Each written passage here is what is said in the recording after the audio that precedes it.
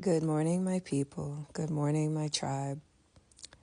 We need to have a philosophy class, and I am anticipating that some folks are going to feel uncomfortable, and that's okay because this page is not meant for those to be coddled or babied.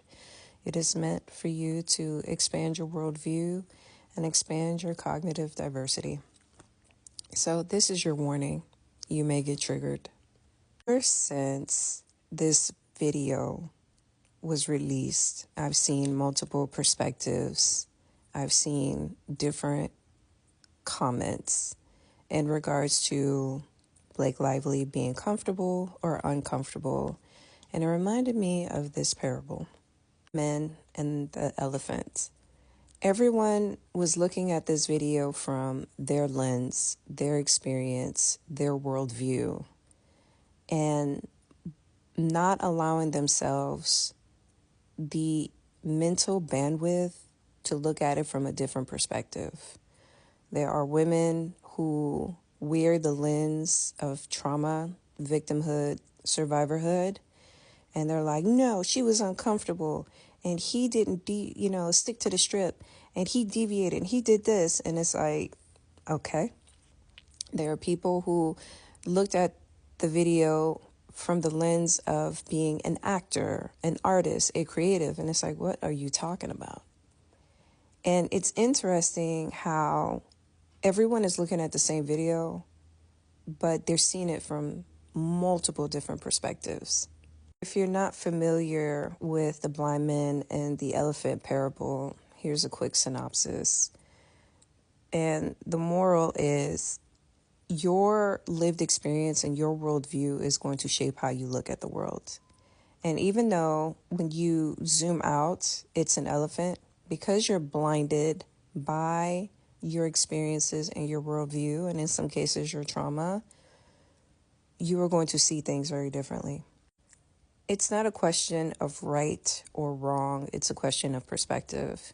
And this is why you haven't heard me kind of counter any other content creators in regards to what their thoughts and processes are. There have been content creators who I have added to the discussion in regards to, as an actor, improv is done differently. You can have a conversation about what you had for dinner, but acting is more than just lines. Acting is more than just talking. It's physical, it's mental, it's emotional. And every actor's ability to convey emotions or going deep into the emotions is different. You can't standardize that. I am very cautious in regards to how I convey my message because I am speaking from an artist perspective. I am speaking from a business perspective. I'm not an actor. I'm not overly familiar or in depth with the film industry. I have conversations with individuals. I watch what actors say in regards to how they perfect their craft.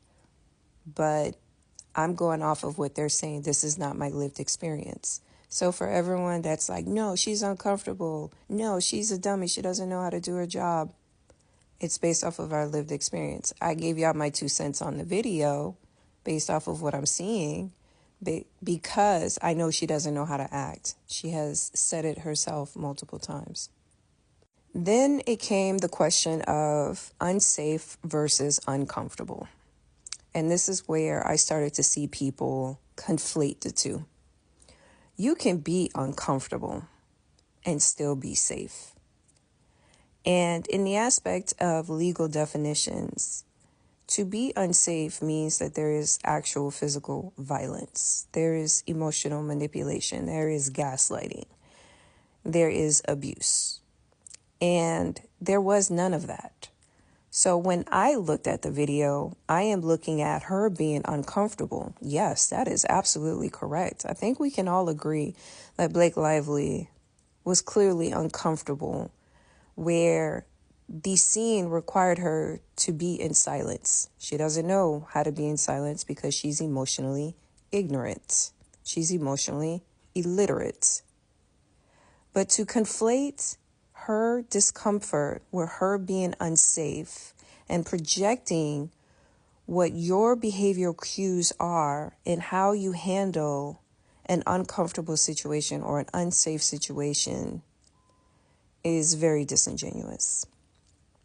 And that while this chart talks about racial literacy, this also talks about and is relevant to all aspects of your environment and knowing the difference between being uncomfortable and unsafe.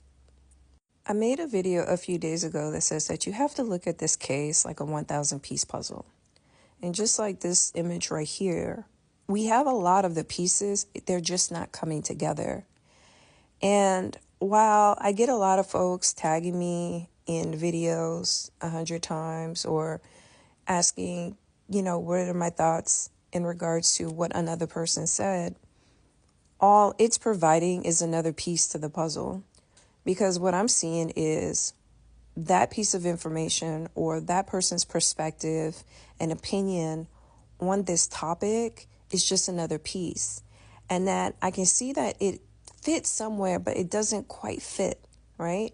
Sometimes you'll have pieces that it doesn't appear to be related, but it is, until another piece gets put on the board and it connects the main pieces together.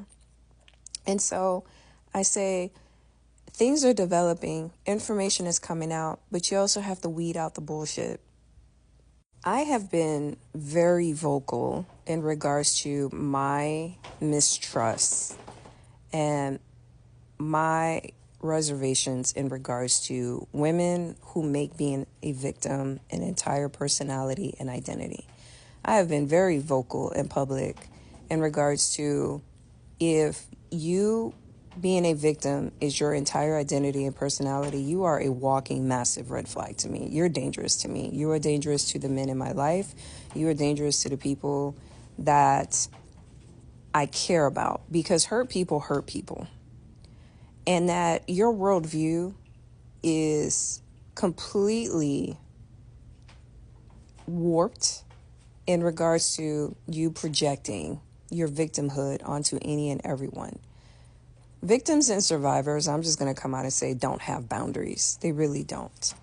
They have complete and total disregard to the bystanders and the people around them because their trauma is the center of their universe, to the point where they are so comfortable with coming up to a complete and total random stranger and say, hi, I'm a victim of SA. I'm a victim of domestic violence, when the conversation didn't even warrant it, where absolutely nothing that the bystander said or did warranted this type of revelation or confession.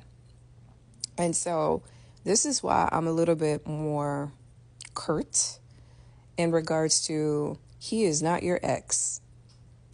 And while a lot of women may view this as a form of gaslighting, it's a mirror to say that your victimhood and your trauma is blurring your ability to see different perspectives.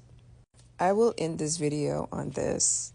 How you see the world, how you see a problem, how you interact with individuals is all about your perspective and your worldview. It's about your lived experience and how you navigate this world. But one thing for sure, two things for certain, this case has definitely exposed a lot of women, and I've disclosed this in previous videos in regards to how their worldview is absolute and it does not give themselves or people around them space to grow, evolve, and expand.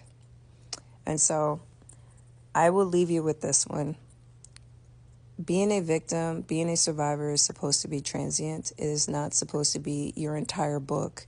It's supposed to be a section of your book, because you are hindering yourself from growth.